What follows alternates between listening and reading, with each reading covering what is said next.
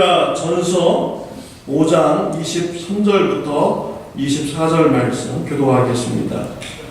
평강의 하나님이 친히 너희로 온전히 거룩하게 하시고 또 너희 온 영과 혼과 몸이 우리 주 예수 그리스도 강림하실 때 흠없게 보존되기를 원하노라.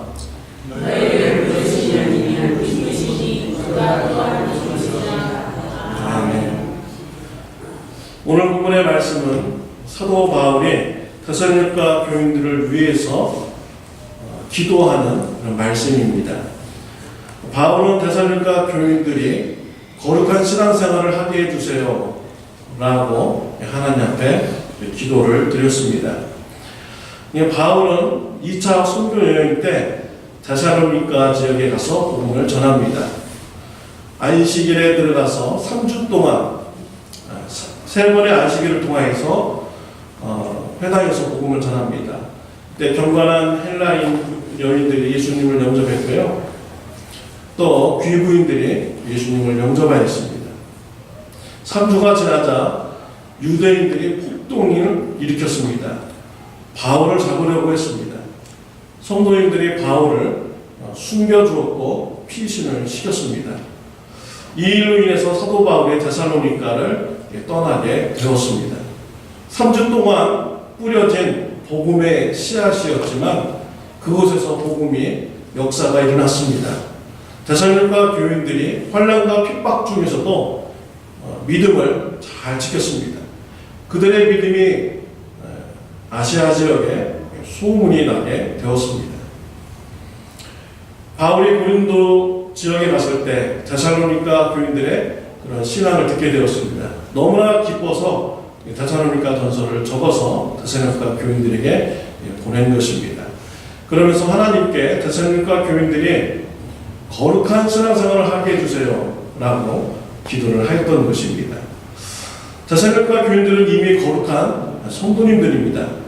소문날 정도로 거룩하게 신앙생활을 하고 있었습니다. 도대체 얼마나 거룩해져야만이 사도 바울이 만족하겠습니까? 이 사도 바울은요, 에베소서 4장 13절 말씀에 이렇게 기록을 하였습니다. 우리 다 같이 읽겠습니다.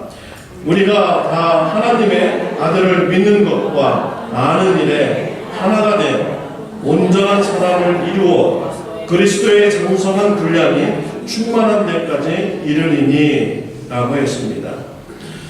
거룩의 목표 어느 정도 나오면 예수 그리스도의 장성한 분량까지 도달하는 것이 사도 바울의 원하는 이런 목표였습니다. 바울은 데살로니가 교회 성도님들 보고 예수님의 장성한 분량까지 성장하게 해달라고 하나님 앞에 기도를 드린 것입니다. 이 말씀을 보면요, 이 거룩이 어떠한 것인가를 우리가 짐작을 할 수가 있습니다. 거룩은 구별하다, 분별하다 라는 그런 뜻이 있습니다. 세상의 악으로부터 분별된 것이 바로 거룩인 것이죠. 세상의 악과 구별된 것이 바로 거룩인 것입니다.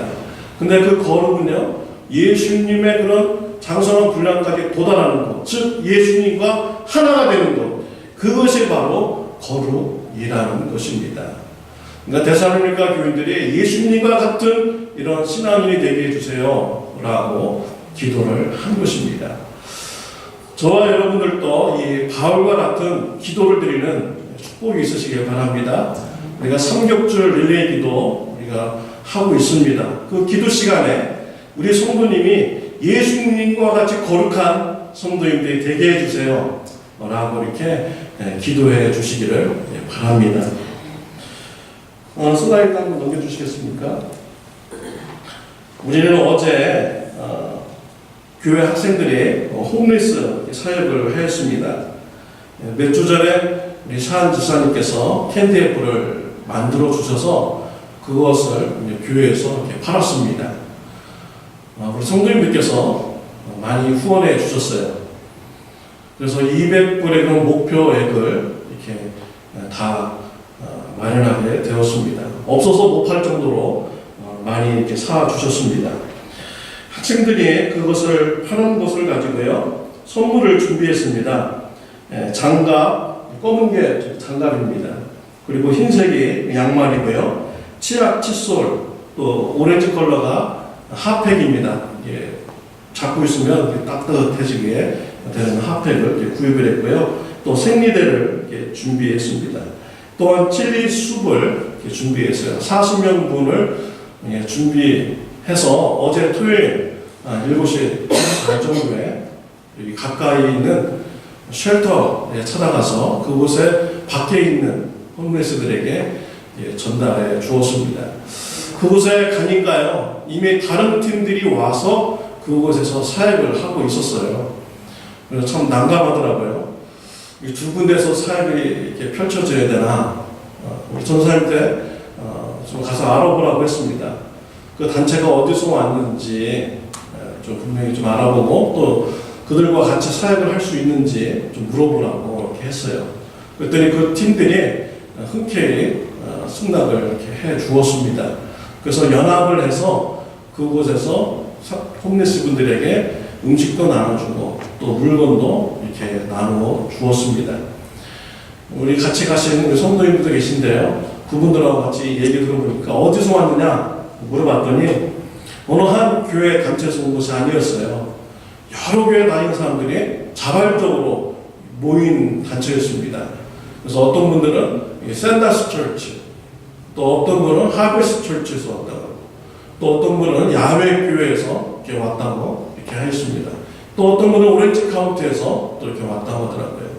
그러니까 서로 여러 교회에서 막 사람들이 모여서 홈리스 분들을 매주 토요일마다 130명, 140명 분의 그 음식을 이렇게 대접을 해주고 있었습니다. 그분들이 자발적으로 이렇게 도네이션을 해가지고 그런 사역을 이렇게 하셨어요. 이 학생들은 카르피에 밖에서 가서 또 그 물건을 이렇게 나누어 이렇게 주었습니다. 칠리숲을 가져가니까 그분들이 굉장히 좋아하더라고요. 마침 음식이 다 떨어졌는데 음식을 사러 사람을 보냈는데 지금 칠리숲이 다 왔다고 하면서 하나님 은혜라고 하면서 하나님께서 기가 막힌 타이밍에 음식을 제공해 주셨다고 하면서 그들이 이렇게 기뻐하였습니다. 그곳에 참석하셨던 한 집사님께서 이런 말씀을 하시더라고요. 예수님께서 불쌍하고 굶주린 사람들을 먹이시듯이 예수님이 또 이 사람들을 통해서 이렇게 먹이신다라고 이렇게 말씀을 하시더라고요. 그분들은요, 다 보니까 예수님의 제자들이었습니다. 그분들이 예수님의 마음을 품고 그곳에 모였어요. 또 예수님과 같은 이런 사역을 그들이 하였습니다. 우리 교회 학생들도 마찬가지예요. 신앙생활을 하다 보니까 예수님의 마음이 그들 안에 들어오게 됐고 또 예수님과 같은 이런 행동을 그들이 하게 되었습니다. 예수님과 같이 행동하는 것, 예수님과 같이 하나 되는 것, 이것이 바로 거룩이라는 것이죠. 이것이 바로 거룩한 신앙생활이라는 것입니다. 그래서 우리 참좋은교회 성도님들이요, 사도 바울의 그런 기도를 이렇게 드렸으면 좋겠습니다. 대사님과 교인들이 거룩한 신앙생활을 하게 해주세요 라고 했듯이요, 우리 교회 성도님들도, 우리 참좋은교회 성도님들이 예수님과 같은 신앙생활을 하게 해주세요.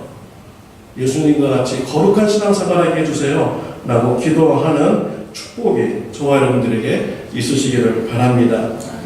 그러면 어떻게 거룩한 성도가 되도록 우리가 기도해야 합니까? 첫 번째로 평강의 하나님께서 거룩하게 해주실 것을 기도해야 합니다. 우리 23절 말씀 우리 다 같이 읽겠습니다.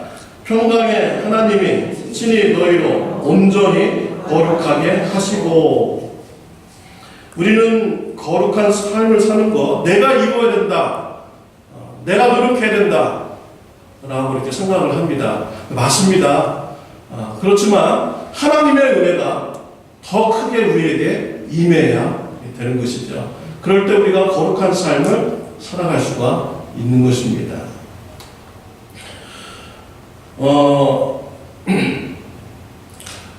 이것은요, 만약에 여러분들이 자녀를 낳았을 때, 이 자녀가 자라는데 부모님의 이런 서포트가 많이 필요하죠.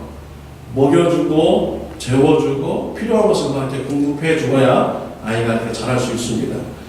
그러나 또 이 부모님의 노력만으로도 되지 않는 것이죠. 이 아이가 어머니가 주시는 거 다 받아먹고 또 부모님이 교육하는 훈계 잘 듣고 그 학교 가서도 잘 배우고 이런 노력도 같이 더불어 있어야 되는 것입니다. 그럴 때 온전한 사람으로 잘 장성하여 나갈 수가 있는 것이죠. 그렇다고 해서 이 아이가 다 자라고 나서 내 힘으로 내가 다 이렇게 컸어 라고 이렇게 말할 수가 있습니까? 그렇게 말할 수는 없는 것이죠. 부모님의 그런 은혜가 없다면은 이 아이가 그렇게 사람으로, 온전한 사람으로 장성할 수가 없는 것입니다. 이와 같이 그런 거예요. 우리가 거룩한 삶을 살아가는 것, 예수님을 닮아가는 것, 내 노력도 필요하지만 그 위에 더 큰 하나님의 은혜가 있어야만이 우리가 거룩한 신앙생활을 해 나갈 수가 있는 것입니다. 그래서 하나님 앞에 내가 거룩한 신앙생활을 하게 해주세요라고 기도해야 되는 것이죠. 그리고 우리 성도님들을 향하여서도 하나님이 은혜 베풀어 주셔서 성도님들이 거룩한 신앙생활을 하게 해주세요. 예수님과 같은 신앙생활을 하게 해주세요. 라고 이렇게 기도해야 되는 것입니다. 우리가요, 예수 그리스도를 영접하는 순간에 우리는 다시 태어나는 이런 존재가 되는 것입니다. 그래서 우리는 이것을 중생이라고도 하죠. 또 거듭났다라고도 합니다. 영어에서는 born again이라고도 말을 합니다. 하나님의 자녀로 태어나게 되면 그 아이가 하나님의 은혜를 받고 또 이렇게 장성하면요, 예수님과 같은 이런 신앙인이 저절로 되는 것입니다. 이제 그러나 예수님을 영접하지 않는 사람들, 그런 사람들은 거듭나지 않았기 때문에, 중생하지 않았기 때문에 아무리 신앙생활을 해도 예수님을 닮아가는 이런 신앙생활을 할 수가 없는 것입니다. 우리 예수님께서도 이 비유를 통해서도 이렇게 재밌게 가르쳐 주셨어요. 한번 사진도 보여주시겠습니까? 밭이 이렇게 있어요. 주인이 알곡의 씨를 이렇게 뿌렸습니다. 그런데 어느 날 밤에 이제 원수가 사탄이 와가지고 가라지에 그런 씨를 이렇게 뿌렸죠. 이 밭을 이렇게 보면요, 다 똑같아 보여요. 어떤 게 알곡인지 어떤 게 가라지인지 잘 구별하기가 힘듭니다. 근데 원으로 이렇게 보면, 자세히 보면은 이게 구분이 가능하죠. 가운데요, 알맹이가 이렇게 있어요. 또 저쪽에 보면 밀도 알맹이가 이렇게 있습니다. 근데 이 가라지는 알맹이가 이렇게 있지 않습니다. 보리 씨가 뿌려지면요, 이게 자라서 보리의 열매를 맺히게 되는 것이죠.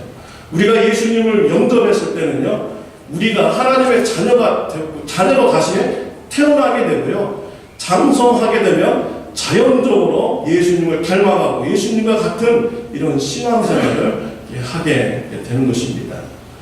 그러나 이 가라지는요, 죽었다 깨어나도 밀과 같은 이런 열매를, 알맹이를 맺을 수가 없는 거예요. 씨 자체가 원래 그렇기 때문인 것이죠.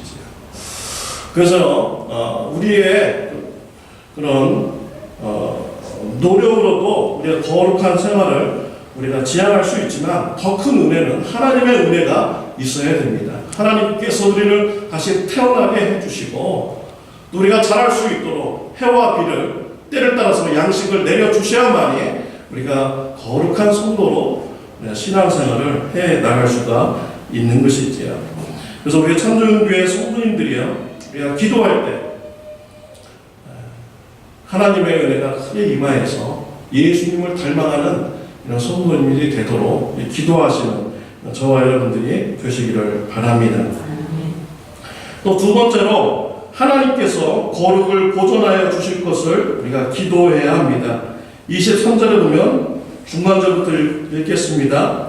또 너희 온 영과 혼과 몸이 우리 주 예수 그리스도 강림하실 때 흠없게 보존되기를 원하노라 라고 했습니다. 이 말씀에 보면은 보존이라는 단어가 이렇게 나와 있죠. 뜻은 보호하다, 지키다 라는 이런 뜻을 가지고 있습니다.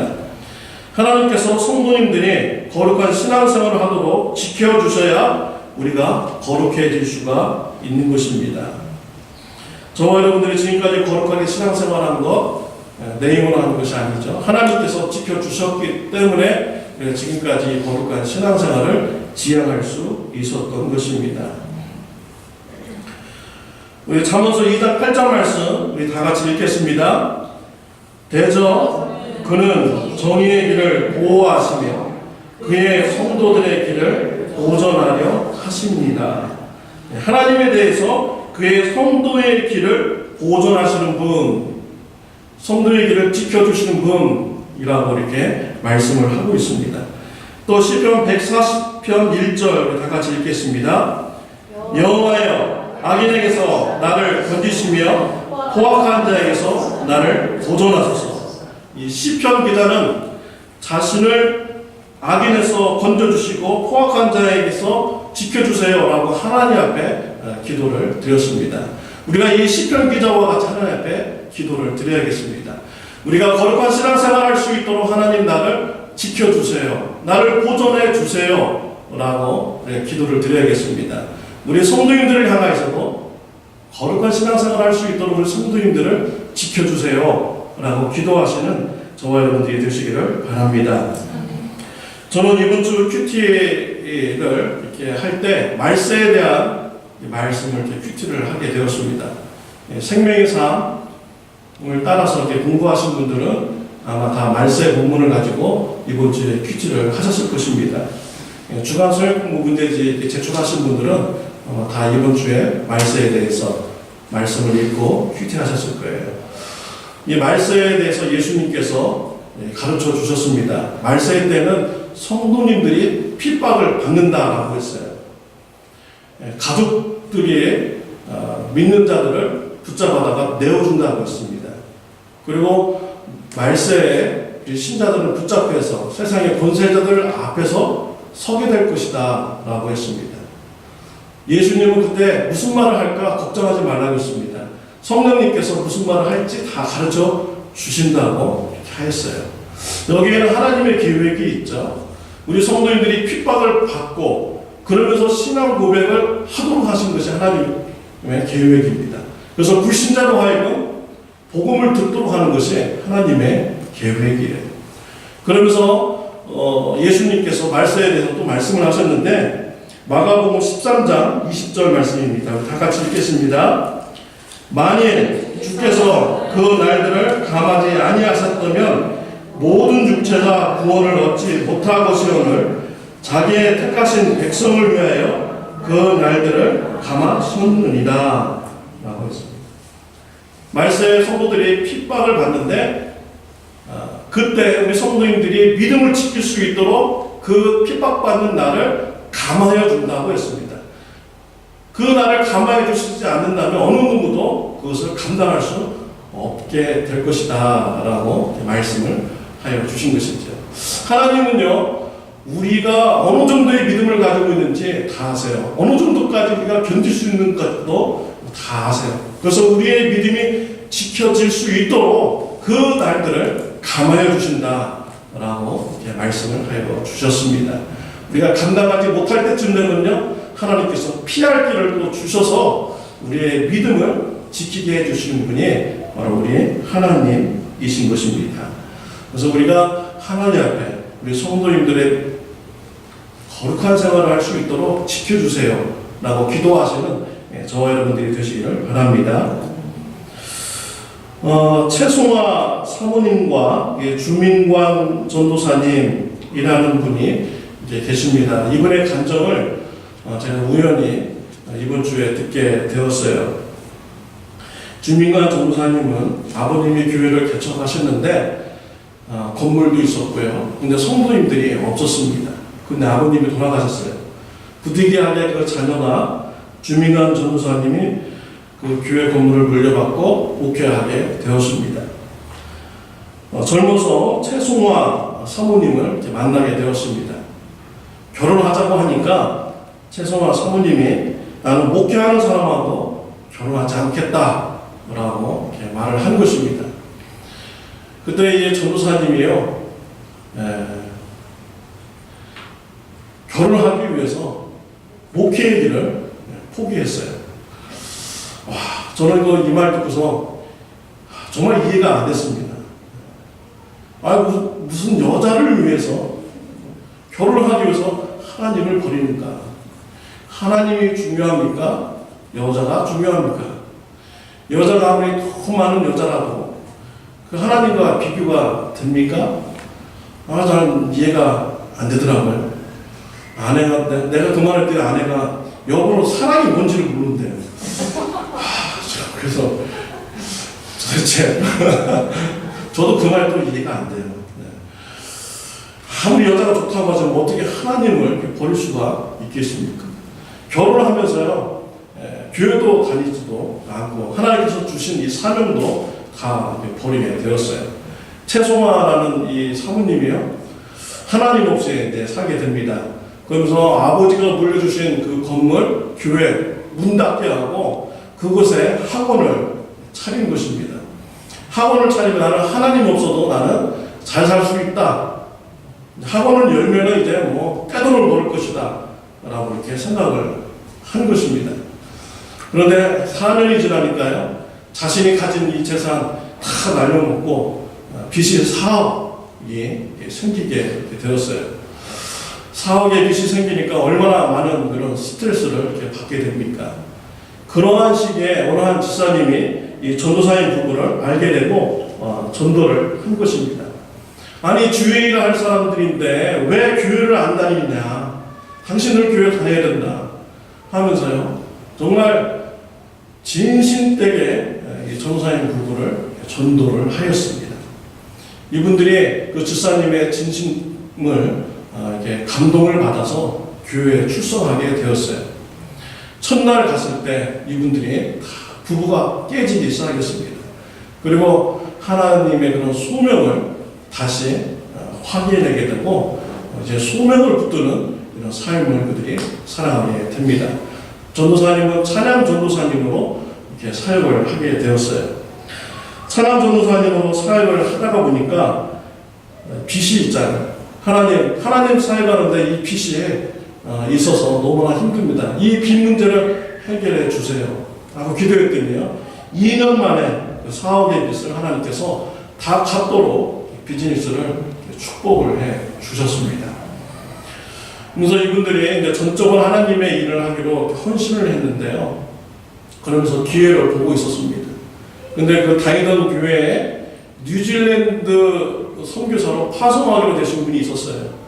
근데 이분이 일주일 남겨놓고 뉴질랜드를 가지 않겠다고 하신 것입니다. 이 소식을 전도사님이 듣게 되었습니다. 하나님께서 나를 저곳으로 보내시려는 겁니다. 제가 가겠습니다.